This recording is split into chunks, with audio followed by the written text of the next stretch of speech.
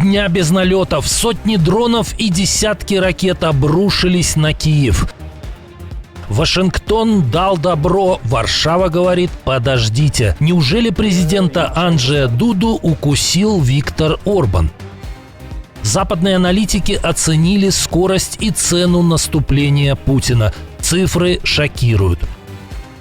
Трамп наносит удар по партнерам Москвы. За антиамериканскую риторику придется платить миллиардами долларов. Выстрелы в Киеве. Наглое покушение на высокопоставленного силовика. Революция в европейской энергетике. Альтернативные источники бьют рекорды. И многое другое. Самые важные и срочные новости. Эксклюзивные подробности. Вы смотрите информационный выпуск «Нехта». Оперативно о событиях в Украине, России, Беларуси и мире. Раньше и понятнее других. Все, что нужно знать сегодня.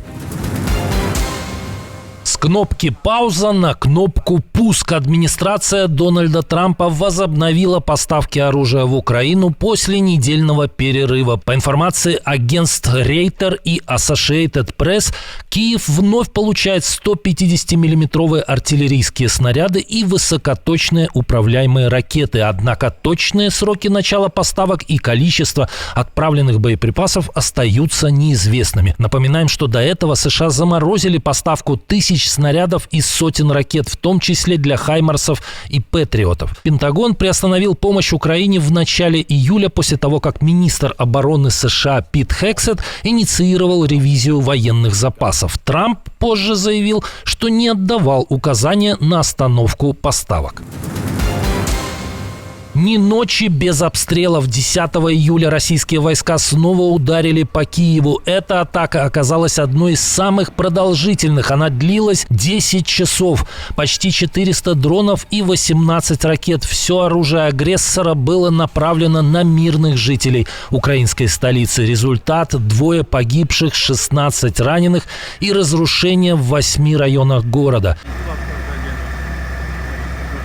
На место катастрофы выехали около 400 спасателей і 90 единиць техніки. Момент, коли я почала бігти, секунда, мабуть, пройшла. Почалися тріск, гул, все полетіло в скло, в квартиру. Я обернулася і побачила, що все, квартири немає. У неї стрес чим більше, ніж у мене. Вона вся тремтить, подивіться, що з нею робиться.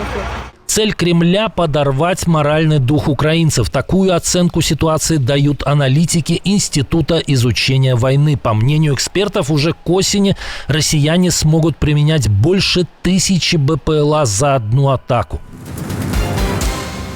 США разморозили поставки оружия Украине, но поставить их на паузу теперь грозит президент Польши. Анджей Дуда не исключил закрытие ключевого в логистической цепочке аэропорта в Жешуве. Zarówno Ukraińcy, jak i nasi sojusznicy. И украинцы, и наши союзники просто думают, что аэропорт в Жешуве и наши автомагистрали принадлежат им. Извините, как будто это их. Но это не так. Это наше. Если кому-то что-то не нравится, мы закрываем это на ремонт и до свидания. Доставляйте морем, по воздуху, сбрасывайте на парашютах, выкручивайтесь. Анджей Дуда, раскритиковавший западных партнеров, заявил, что Польшу обошли при принятии важных решений о поставках помощи и назвал это скандалом. Жешув – логистический центр, который ежедневно принимает 80-90% всей военной помощи для Украины от стран НАТО. Он расположен всего в 80 километрах от украинской границы. Анджей Дуда покинет свой пост совсем скоро, через несколько недель, но в кресле президента его сменит Кароль Навроцкий, который занимает более скептическую по отношению к Киеву позицию. Он не поддерживает членство Украины в ЕС и НАТО, а также отказался отправлять польских военных на помощь украинской армии, даже если об этом попросит сам Дональд Трамп. Место переговоров – новое наступление. Кремлевская пропаганда каждый день заявляет об успехах, представляя взятие очередной разрушенной деревни как огромную победу. Аналитики из The Economist посмотрели на продвижение армии агрессора объективно и сделали шокирующие расчеты. При таких темпах наступления для захвата Украины оккупантам потребуется 89 лет.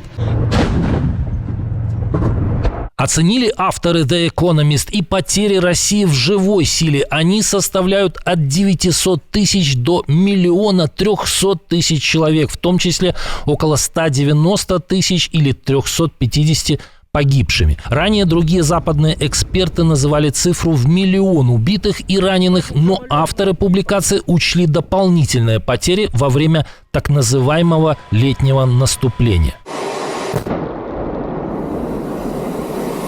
Таким образом, самые высокие темпы продвижения на фронте за 2 последних года российская армия оплатила самыми высокими потерями. Каждый захваченный квадратный километр украинской земли Москва разменивает на жизни примерно 300 своих солдат.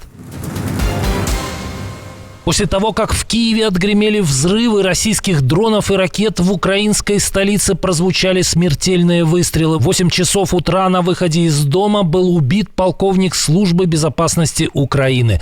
Злоумышленник совершил 5 точных выстрелов в упор, а затем исчез. Об этом в своем телеграм-канале сообщил экс-разведчик Роман Червинский.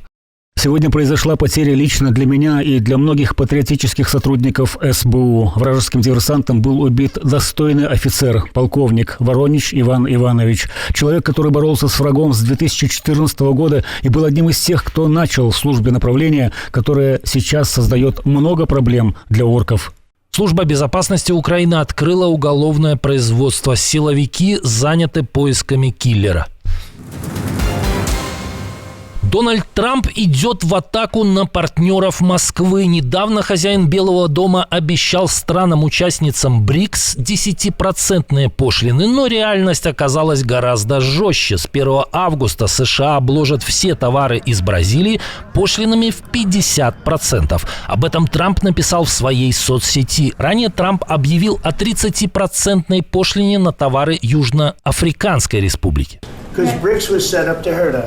БРИКС был создан, чтобы навредить нам. БРИКС был создан, чтобы подорвать нашу валюту и лишить доллара его статуса мировой резервной валюты. И если они хотят играть в эту игру, пожалуйста. Но я тоже умею играть в эту игру.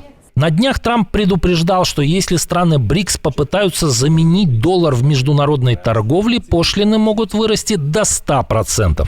Кроме Бразилии и ЮАР, в блок входит Китай и Россия. Учитывая, что БРИКС представляет более половины населения планеты и генерирует 40% мирового ВВП, война за доминирование в мировой экономике только начинается. Шутки закончились. Польша взялась за кошелек Александра Лукашенко. Так в прессе давно называют бизнесмена Александра Мошенского. Варшава ввела санкции в отношении белорусского олигарха. Мошенский – одна из ключевых фигур в окружении диктатора, и теперь ему закрыты все двери в Польшу. Он не сможет открывать счета, вести бизнес или участвовать в тендерах, а его присутствие в стране вообще не приветствуется. Осенью прошлого года выяснилось, Мошенский обжился в Варшаве. Об этом стало известно из репортажа телеканала TVN. Dzień dobry. Bertolt. Mówi pan po polsku? Журналист Бертольд Китель тогда рассказал, что олигарх спокойно курсирует между Польшей и Белоруссией, снимает квартиру в Варшаве, занимается бизнесом, не скрываясь. А для передвижения он использует «Мерседес» с красными консульскими номерами, что, безусловно, дает ему определенные преференции. Зачем вам офис в Варшаве? В Варшаве есть аэропорт, а из Беларуси куда теперь полетишь? Мошенскому принадлежат крупные рыбоперерабатывающие и молочные заводы. Несмотря на близость к диктатору, олигарх избегает европейских санкций, несмотря на то, что несколько раз его уже включали в черновые списки. Например, в 2022 году его исключили из 6-го пакета санкций ЕС благодаря лоббированию Венгрии. После десятилетий зависимости от российских газа и нефти Европа меняет игру в энергетике. И речь не о далеких планах, а о сегодняшнем дне. В июне солнечная энергия впервые заняла лидирующую позицию в электробалансе ЕС, обогнав атомную и ветровую энергетику. Это настоящая сенсация. Доля солнца в производстве электричества достигла рекорда в 22% по данным аналитической компании Ember. Для сравнения, год назад этот показатель был на уровне менее 19%. Рекордные результаты были зафиксированы как минимум в 13 странах ЕС, включая Германию, Испанию и Нидерланды, где солнечные электростанции обеспечили максимальный вклад в энергобаланс. И что еще более важно, доля угля в производстве электричества в Европе упала до исторического минимума. Всего 6% в июне по сравнению с почти 9% годом ранее. Энергетическая революция, которую мы еще недавно не могли даже представить.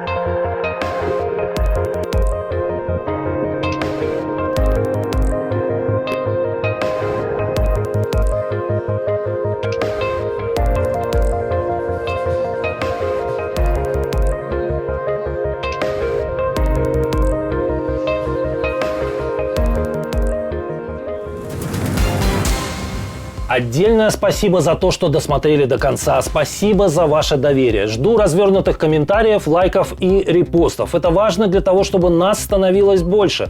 На этом пока все. Доброго вам вечера. До новых встреч и хороших вам новостей.